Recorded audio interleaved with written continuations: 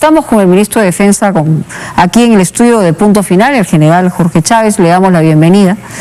Y yo quisiera empezar preguntándole, más allá de la campaña, una cosa bien específica. Hemos dado a conocer hoy día un video respecto precisamente al Restobar y a la discoteca de Los Olivos, donde se ve claramente que la versión inicial policial no era tal, porque se habla de la escalera, de la aglomeración de gente, se provocó 13 muertes, lamentablemente hay una serie de responsables, no se trata del cargamontón, pero dijeron algo que no se ajustaba a la verdad, que la policía no había cerrado la puerta, que eso fue finalmente la trampa mortal.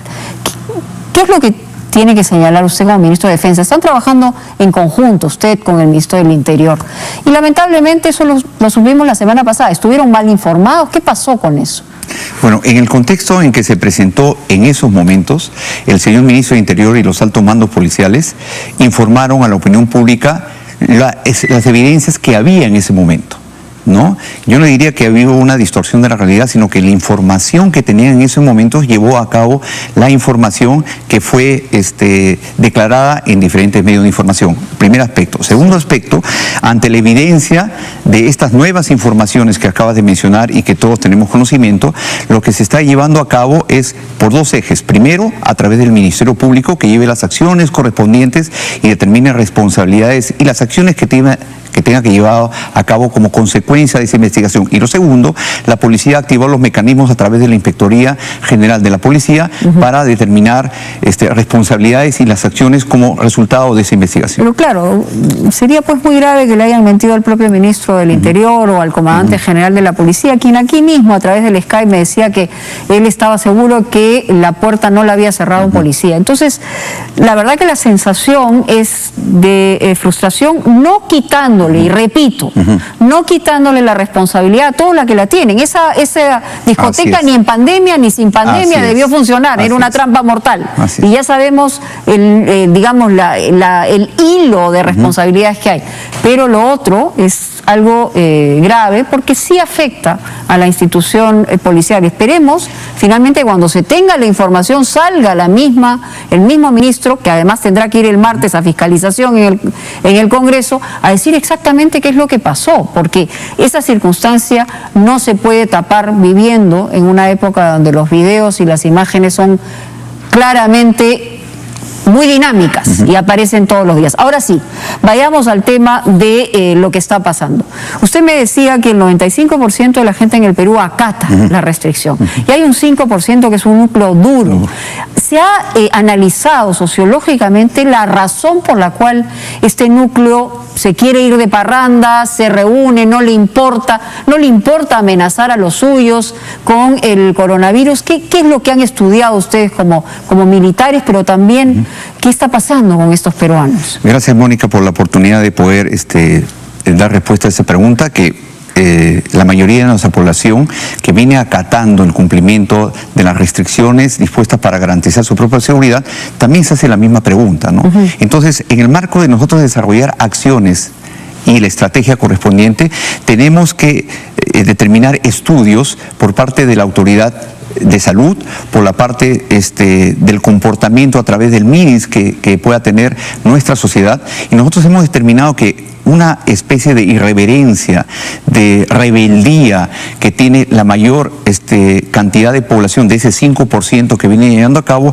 es conjuntamente porque ellos equivocadamente piensan que una manera de liberar el estrés como consecuencia de esa pandemia y estar de una u otra manera los días domingo restringidos pueden llevar a cabo ese tipo de actividades. Y recordemos que claro, ¿es rebeldía, es falta de confianza ante la autoridad o finalmente es producto de la edad cronológica? Porque también hablamos probablemente de la mayoría de jóvenes. Sí, yo iría por lo segundo, ¿no? Porque la costumbre ha hecho que nuestros jóvenes piensen de que pueden llevar a cabo este tipo de actividades en las condiciones normales, pese a haber restricciones, pese a haber disposiciones que van en lo contrario, porque recordemos en cada una de las actividades que nos informan a través de los medios de comunicación que tampoco hacen caso a los padres.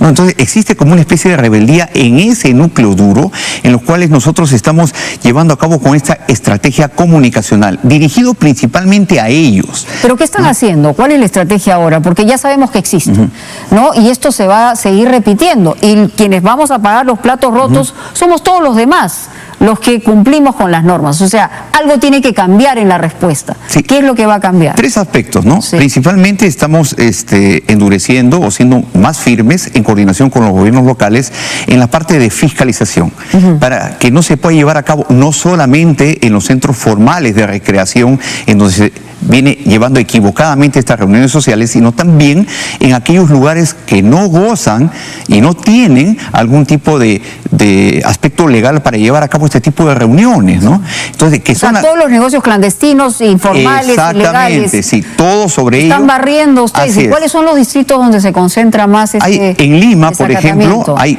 4 distritos que son de Puente Piedra, Caraballo, Comas y Los Olivos, en donde el día sábado, en coordinación con los gobiernos locales, los alcaldes, se están formando equipos de fiscalización y se están llevando a cabo ese tipo de acciones. Ese sería el primer eje.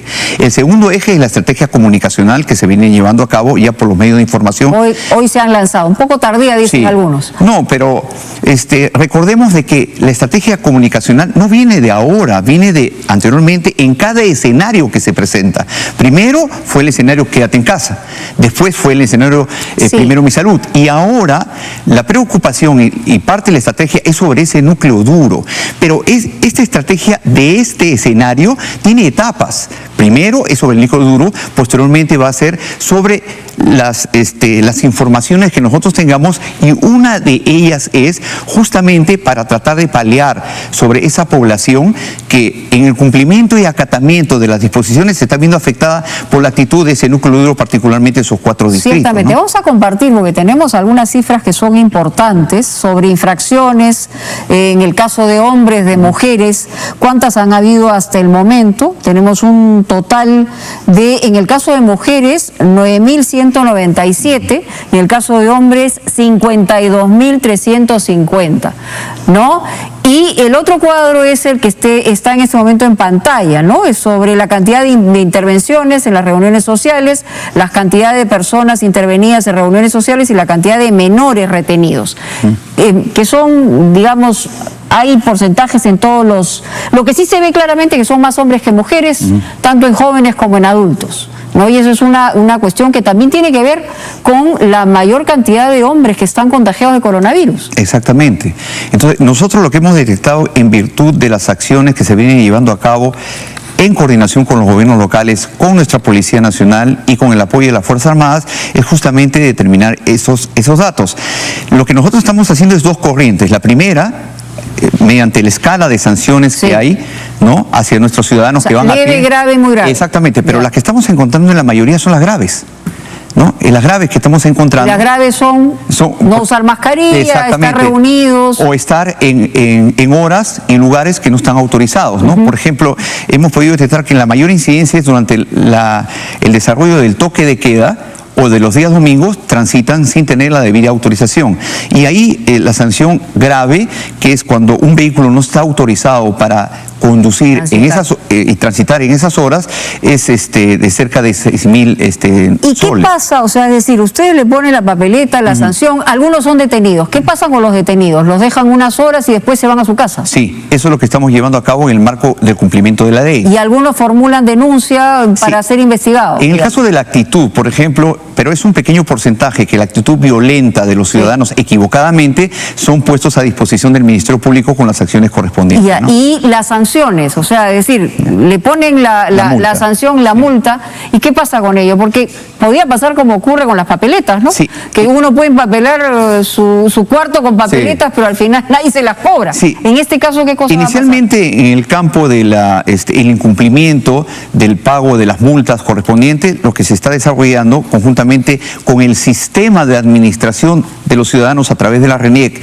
y de otras entidades es hacer como una suerte de muerte civil, ¿no? De que impidan el desarrollo normal de sus actividades. Por ejemplo, si yo quiero viajar, voy a estar impedido de viajar. Si yo quiero hacer algún trámite legal, voy a estar impedido. Pero eso, digamos, muerte civil no podría ser, porque eso iría contra la ley y contra la Constitución. Exactamente. No, pero sí aparecería, digamos... Así es. No podría hacer varias cosas, digamos, exactamente, como ciudadano. Cuando yo me refiero a ese término de muerte civil, que no puede ser... Quiero precisarlo para que así es. Después entonces no yo también quiero precisarlo, sino son acciones que devienen a que el ciudadano no va a poder desarrollar sus actividades de manera normal, administrativas y legales. Ajá. Y eso hace de que cumpla con la sanción. Como un Infocorp. Exactamente. De tal manera de que el ciudadano tome conciencia de no desarrollar ese tipo de actividades que van en contra de su salud y de contra de la salud de todo el entorno que tiene. Entonces, si nosotros continuamos en que sea un aspecto de incumplimiento, es lo mismo que nada. Sí, entonces, claro. se tiene que hacer una diferencia. Me ponen la multa, me voy a mi casa así y ya es, está, en función a lo que ya nosotros hemos visto en una primera etapa. Estamos siendo más agresivos y más firmes en el cumplimiento de las sanciones correspondientes, ¿no? Y los alcaldes de estos distritos que usted señala que son las zonas, digamos, de mayor desacato, ¿están colaborando sinceramente? O sea, están dando a conocer, porque ellos saben dónde funcionan todos estos locales informales o que tienen licencias truchas o todo lo demás. O sea, ¿están colaborando verdaderamente? Sí, nosotros podemos partir de que tenemos inteligencia de información por parte de nuestra policía, en el sentido de saber en qué aspectos, con la información de zonas calientes que se desarrollan este tipo de actividades mayoritariamente de manera informal. Nosotros hemos tenido una reunión el día viernes en el Ministerio del Interior con participación de la policía, Fuerzas Armadas y con los 4 alcaldes de esos distritos antes mencionados. Y le hemos solicitado que no solamente nos den información de aquellos centros que están autorizados, entre comillas, porque ningún centro autorizado o no puede llevar a cabo este tipo de actividades. Pero cuando digo autorizados, que tengan la licencia, que tengan las condiciones de infraestructura para llevar a cabo ello. Sin embargo, ellos nos han proporcionado, por decir, ejemplo, un distrito nos dijeron, ya, tenemos un listado de 8 lugares en donde podrían llevarse a cabo este tipo de actividades, pero no hemos quedado ahí. Le hemos pedido la parte informal, la parte clandestina, y ellos nos han proporcionado ese tipo de actividades. Ahora, siendo firmes a partir del día lunes o martes de la fiscalización en esos 4 distritos, vamos a desarrollar mayoritariamente en la actividad informal, ¿no? Para poder reducir la incidencia, porque ahí tenemos información que es mayoritariamente la incidencia de la migración y afectación del virus. O sea, lo que quiere decir que van llevando el virus a distintos distritos y es lo que genera la multiplicación de los mismos. Ahora, si la inamovilidad de los domingos va a continuar, usted ha dicho en declaraciones más temprano que si en 2 semanas se ve que la tendencia se mantiene a la baja, levantarían esta restricción. Sí, pero no de manera generalizada. Cuando yo he manifestado en las informaciones de que en virtud de un estudio e información que nos hace la autoridad sanitaria por los mapas de calor, por la incidencia de la migración del virus, si de acá a 15 días, porque nuestro horizonte hasta este momento es hasta el 13 de septiembre.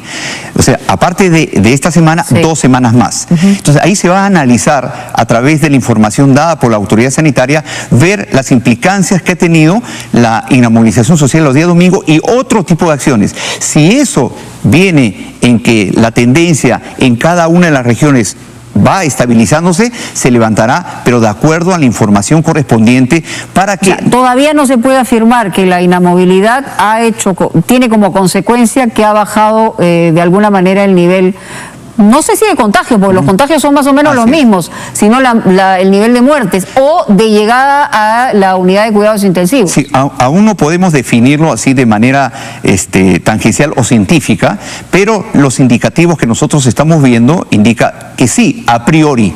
Pero ¿En eso se basa el presidente Vizcarra para tener optimismo y decir que estamos casi al final de una pandemia? Porque la verdad que a mí me ha impresionado ese optimismo, teniendo en cuenta que los números siguen siendo muy altos, ¿no? A ver, hay que ponernos en el actual contexto, ¿no? Cuando inició la pandemia a nivel global, prácticamente todos teníamos la incertidumbre hasta cuándo iba a durar, ¿no? Sí. Los efectos de la pandemia. Los médicos decían 13, 14 semanas. Es más, algunos dicen que efectivamente estamos descendiendo de alguna manera porque también la pandemia misma tiene su propio ciclo. Pero actualmente, con la aparición de la vacuna y las acciones que se vienen tomando a cabo, ya se ve un horizonte. Ya se ve un horizonte en la cual... Pero la vacuna tiene que llegar primero y tiene... Sí, o sea, yo estoy de acuerdo con el optimismo de que se está haciendo el trabajo, pero todavía no llega la vacuna y probablemente sea el próximo año. Pero en el marco de la llegada de la vacuna, nosotros no podemos reducir y minimizar los esfuerzos. Y el señor presidente de la República es el primero en que siempre está llevando a cabo toda la parte de la estrategia y tomando acciones en el devenir propio de la lucha contra la pandemia y las estrategias, ¿no?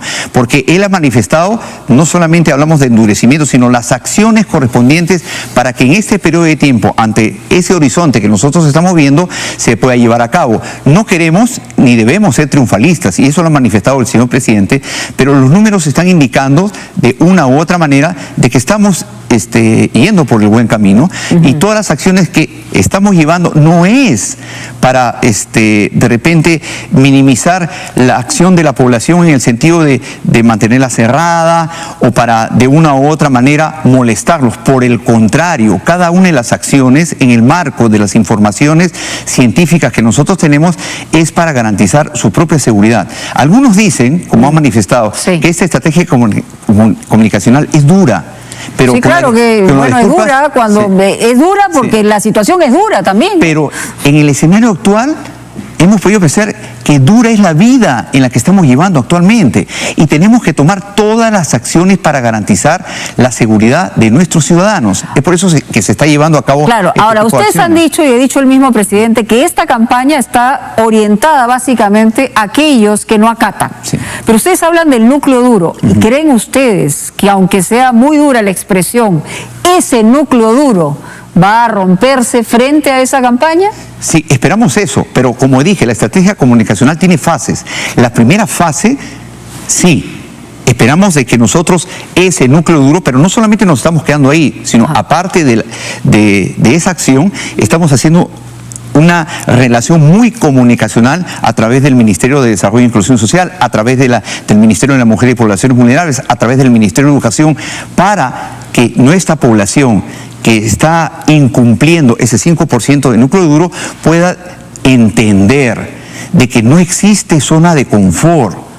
Nosotros pensamos de que nuestra zona de confort es estar con nuestros amigos, estar con nuestra familia, y eso, por más dura que sea la realidad, no existe. No tenemos una zona segura en estos momentos, y todas las acciones que tenemos que llevar a cabo es para protegernos y proteger a nuestra familia y el entorno que nosotros queremos tanto, como son nuestros amigos, nuestros vecinos y todas las dependencias. Y también incluso hay uno de los spots que efectivamente te golpea, y es cuando llega el padre con la niña a ver a su abuelito y finalmente el abuelito termina en unidad de cuidados intensivos, que es una realidad que se da. Así es. No es que estemos fuera del espectro.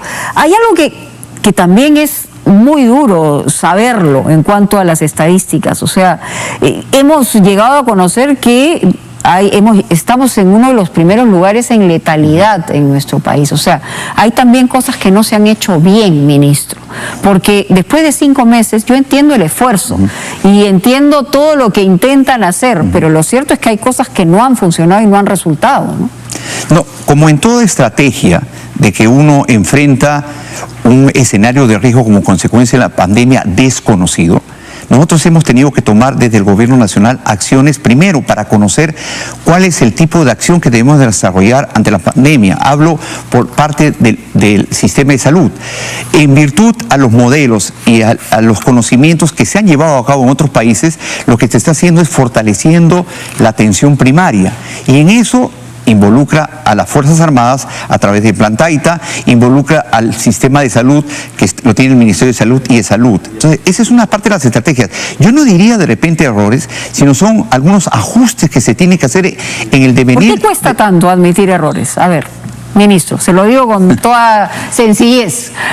¿Por qué cuesta tanto? Yo sé que es difícil, claro. pero digamos, hay cosas que no se han hecho bien, se están enmendando, se están reencaminando, pero sí son errores. Nosotros, como parte de la crítica constructiva que nosotros llevamos a cabo, yo diría que en el marco del desarrollo de cada uno de los escenarios que se vienen presentando, ¿no? Se están tomando acciones y la estrategia correspondiente. Yo diría que estamos haciendo unos ajustes a la estrategia que empezó con un tipo de escenario y que ahora se presenta otro tipo de escenario que nos está llevando a tomar acciones para proteger a nuestra población y para que cuando llegue a finalidad de año o cuando el horizonte de la llegada de la vacuna nos permita llevar a cabo este ¿En tipo octubre de el Perú escenario, entrará a la cuarta fase de reactivación económica, ministro? Sí, se está llevando a cabo conjuntamente con las acciones desde el punto de vista de salud y toda la estrategia para que se pueda llevar a cabo este tipo de acciones. Por ejemplo, en Arequipa estaba todavía limitado a llevar a cabo la fase 3 Sí. del...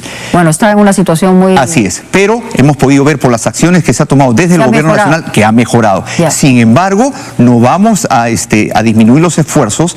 Por disposición del señor presidente de la República se está tomando acciones para fortalecer la atención primaria, expandiendo... Bueno, si ha visto el reportaje, la atención primaria en el resto del país también está en una situación bien precaria, Sí, ¿no? estamos ajustando todos esas acciones desde el sistema de salud, fortaleciendo también, y también no podemos negar de que se ha incrementado ya la cantidad de camas. Empezamos con 2.000 y como lo anunció el día de hoy el señor presidente Cajamarca, ya tenemos 20.000 para la atención hospitalaria. Estamos evolucionando y estamos llevando acciones para poder minimizar la acción de la pandemia. Entonces, no es que yo trate de decir de que no se ha cometido errores o no, por el contrario, creo que todos debemos sumar en este esfuerzo, ¿no? Y llevar a cabo los ajustes correspondientes y le pedimos a nuestra población dos cosas principalmente. A ¿no? ver, para concluir, pídaselo así directamente. El acatamiento de las disposiciones que no hace otra cosa que protegerlos y que podamos entender que actualmente no existe una zona segura. Por lo tanto, nuestros esfuerzos estamos llevando a cabo desde la parte comunicacional, desde las acciones. Sí, el enemigo está en todas partes. Puede estar en este vaso. Exactamente. Muy bien. Y a eso hacemos un llamado a que nos entiendan, a que todas las acciones, por más duras y firmes que sean, es para protegerlos. Perfecto, ministro. Le agradecemos muchísimo su presencia aquí. Muchas gracias. Muy amable. Un domingo en la noche no siempre es fácil. Muy amable, muy gentil. Gracias.